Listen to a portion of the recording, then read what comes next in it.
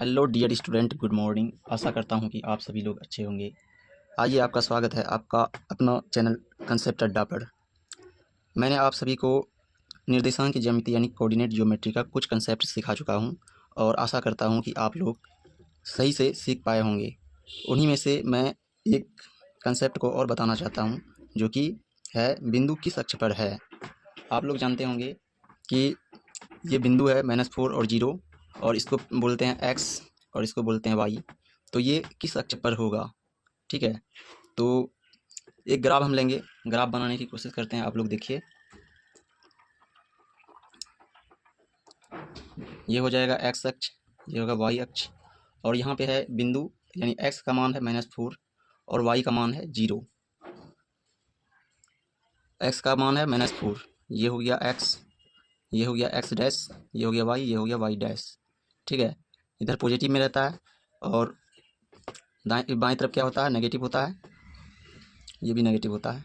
तो हमको देखना ये है कि -4 और 0 किस अक्ष पर है।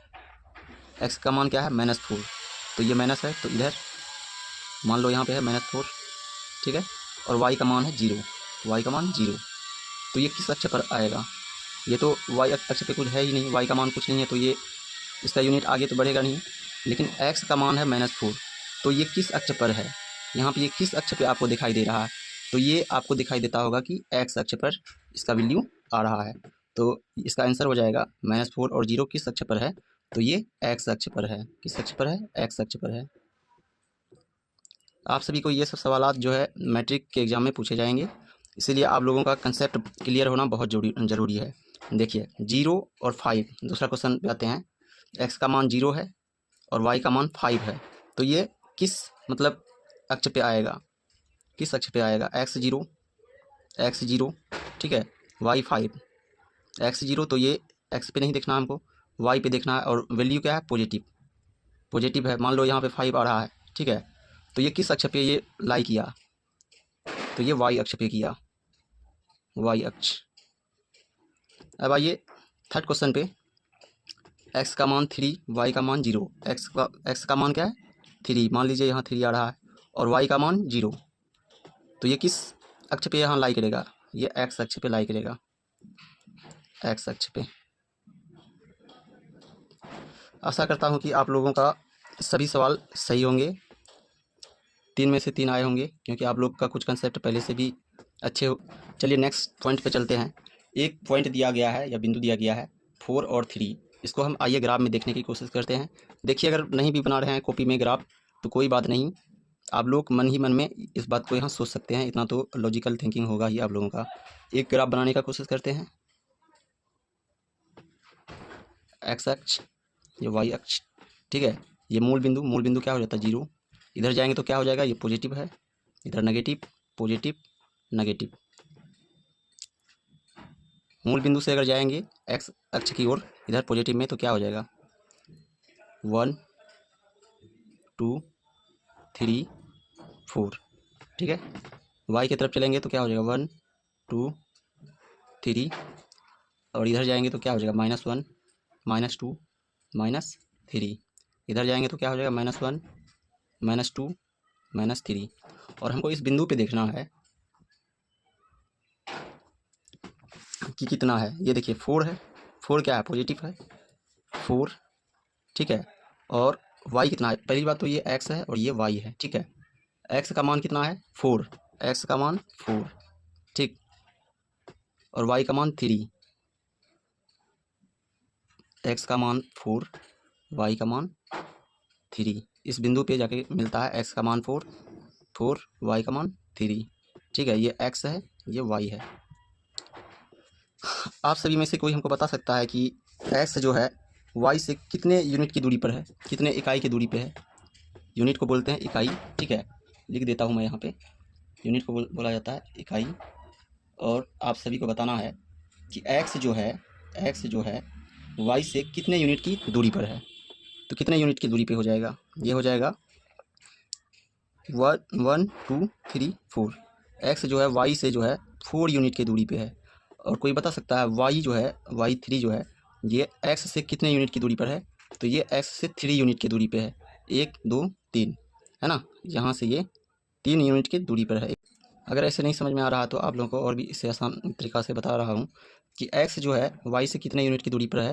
तो पहले जो भी है ये 2 से इसको मिला दीजिए यहाँ पे, ठीक है। 1 को यहाँ से मिला दीजिए सीधे करके, और इस 1 को यहाँ से मिला दीजिए, ये 2 को यहाँ से मिला दीजिए, 3 को यहाँ से मिला दीजिए। अब देखिए आसानी से ग्राफ पेपर की तरह बन गया है, तो आप लोगों को समझने में आसानी होगा।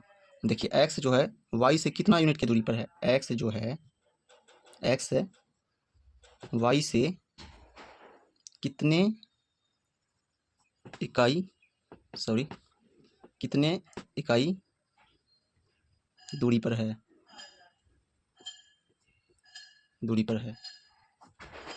तो यहाँ पे गिनिए x जो है y से कितने इकाई दूरी पर है। x ये हो गया, ठीक है, y ये हो गया, कितने इकाई दूरी पर है, तो 1 2 3 4। इस तरीके से आप लोग समझ सकते हैं। अगर यहीं पे अगर ये सवाल आ जाए कि y x से कितने यूनिट की दूरी पर है, तो कितना हो जाएगा, y जो है x से कितने यूनिट इकाई पे मतलब दूरी पे है, तो ये हो जाएगा 1 2 3, 3 इकाई दूरी पर है। चलिए अगला टॉपिक को देखते हैं।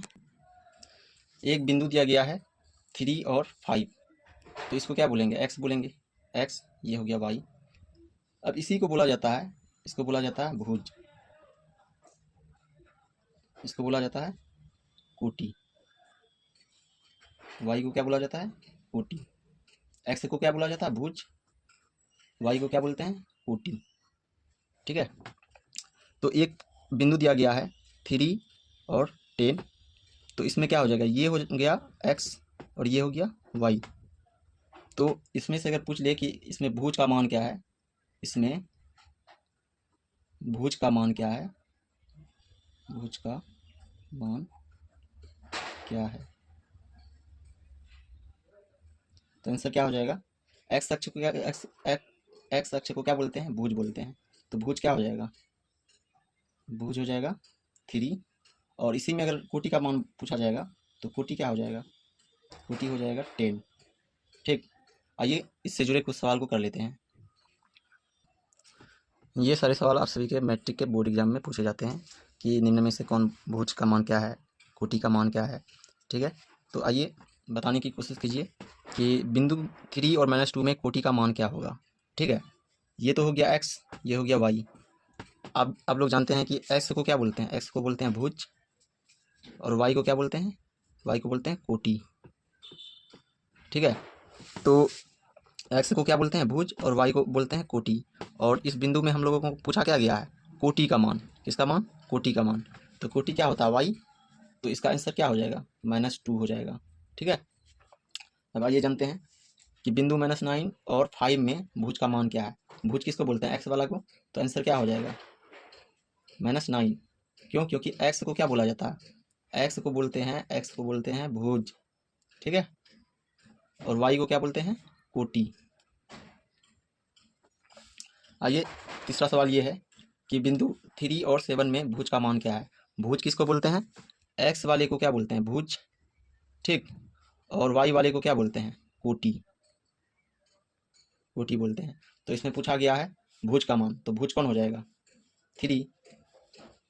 आंसर इसका हो जाएगा 3, क्योंकि ये x के स्थान पर है, x के स्थान पर है,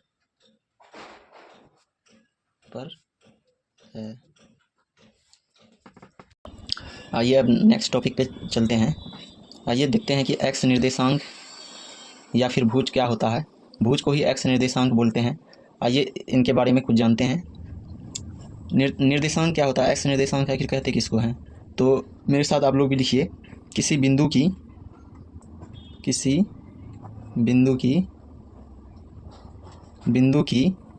y अक्ष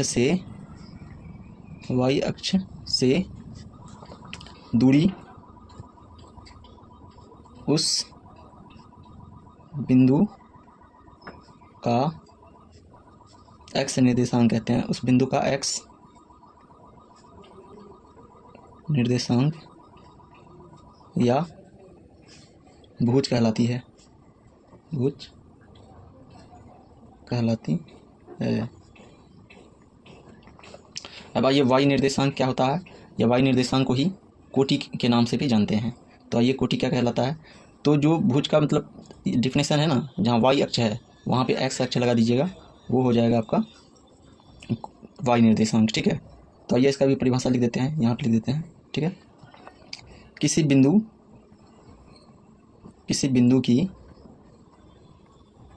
की वाई की जगह एक्स लगा दीजिएगा, एक्स अक्ष से दूरी उस बिंदु का वाई निर्देशांक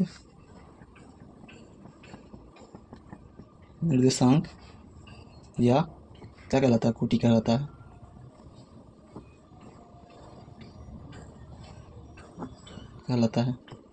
देखिए एक्स निर्देशांक वो होता है या भुज वो होता है कि किसी भी बिंदु की वाई अक्ष से दूरी जो होता है ना, वो उस बिंदु का क्या होता है, एक्स निर्देशांक या भुज कहलाती है। ठीक है, कोटि वो होता है किसी बिंदु की एक्स अक्ष से दूरी उस बिंदु का वाई निर्देशांक कहलाता है या कोटि कहलाता है। ठीक है, चलिए नेक्स्ट टॉपिक पे बात करते हैं। आइए अब जानते हैं मध्य बिंदु क्या होता है, यानी मिडिल पॉइंट। मिडिल पॉइंट वो होता है, मान लीजिए एक पॉइंट है ए, ठीक है, ठीक, एक पॉइंट है बी, ठीक, तो मध्य बिंदु क्या हो जाएगा, इन दोनों के बीच में मध्य बिंदु क्या हो जाएगा। मान लीजिए मध्य बिंदु ये है, इसको हम एक्स के नाम से अभी जान रहे हैं। ठीक, मान लीजिए ए आपका घर है, ठीक है, बी आपका स्कूल है, ठीक है, स्कूल है, इसके बीच की दूरी कितना है, 100 मीटर। तो इसका मध्य बिंदु क्या हो जाएगा, मिडिल पॉइंट क्या हो जाएगा। तो क्या कीजिएगा, घर से स्कूल के बीच की दूरी है ना 100 बटे मध्य बिंदु, मतलब निकालने के लिए 2 से भाग कीजिएगा, है ना, तभी तो मिडिल पॉइंट निकलेगा। इसको जब कटाइएगा तो कितना आ जाएगा, 50 मीटर। अब इसी को अगर कोऑर्डिनेट में अगर देखेंगे, ज्योमेट्री में देखेंगे, तो ये ए है। चलिए एक दूसरा फिगर बनाते हैं।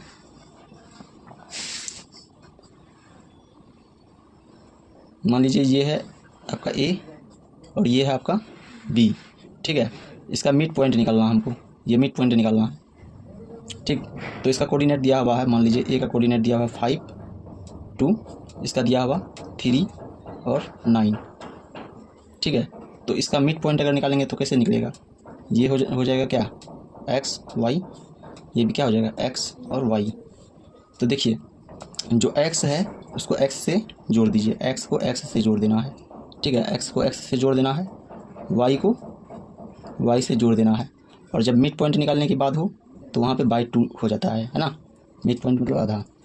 ठीक है, तो एक्स क्या है मेरा, 5, तो 5 + 3, ये भी एक्स है, 3/2 है ना, मिड पॉइंट निकालने की यहाँ बात हो रही है।